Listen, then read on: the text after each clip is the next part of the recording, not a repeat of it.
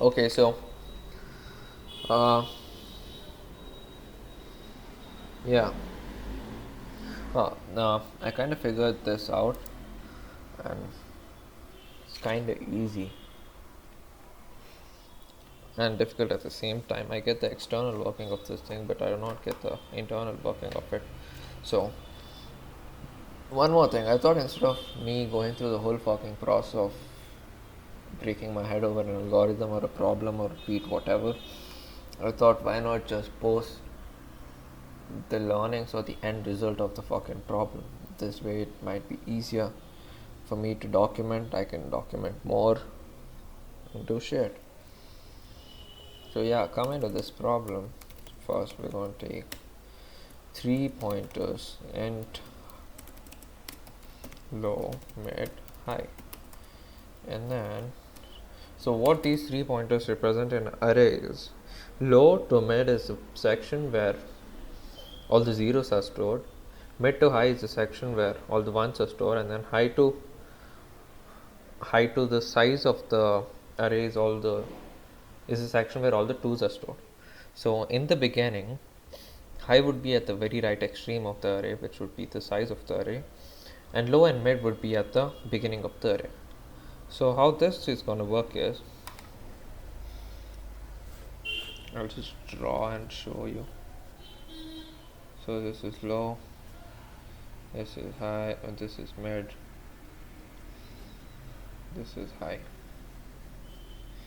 And then here are all the zeros, here are ones, and here are twos. So I guess you can see this. So low, this section contains all the zeros, and then this section contains all the ones, and everything beyond high would contain all the twos. So at the beginning I would arrange high at the end, and then low and mid in the beginning. And as soon as I'll start iterating with the one pointer, the middle pointer. The middle pointer will start from here. It'll check what element is here.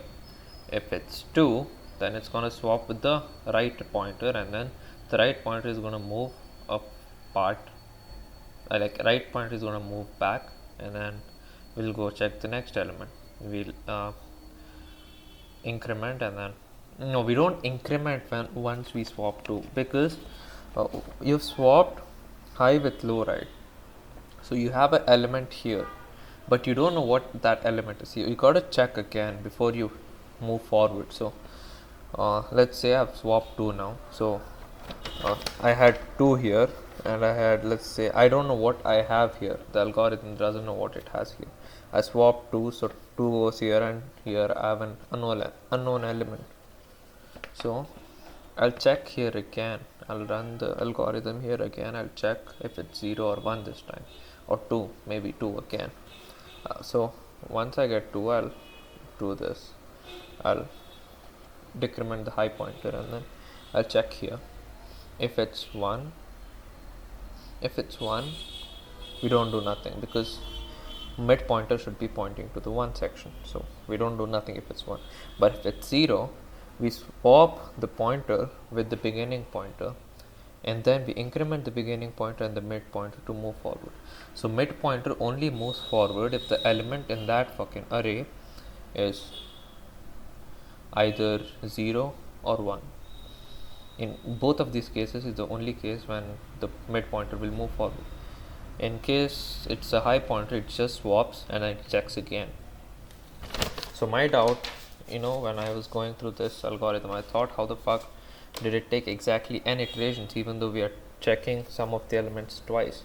Oh, we're not checking elements twice. We are swapping, and then the swapped element has not been checked before, so it takes n iterations. Makes sense.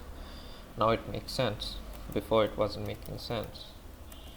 So while mid is less than equals to high, so we don't want the mid to cross high. As soon as mid touches high, the algorithm will stop. Why? Because by the time mid will touch high, the whole fucking array will be sorted, right?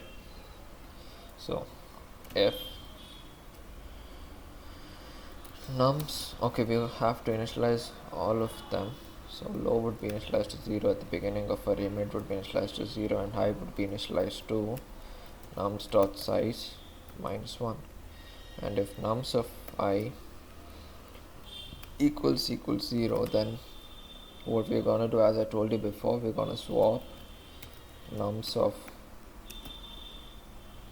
mid and nums of 1, and then we're going to increment the one mid. Okay, I'm getting confused. We'll swap nums of mid and nums of low.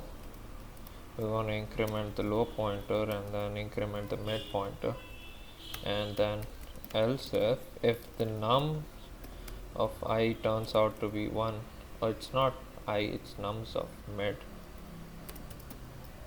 and if nums of mid turns out to be 1, what we're going to do is we'll swap again. No, we don't do anything, we just move forward because that's where 1 is supposed to be. So it's going to be mid plus plus, and else last case, the last case is going to be obviously nums equals to 2.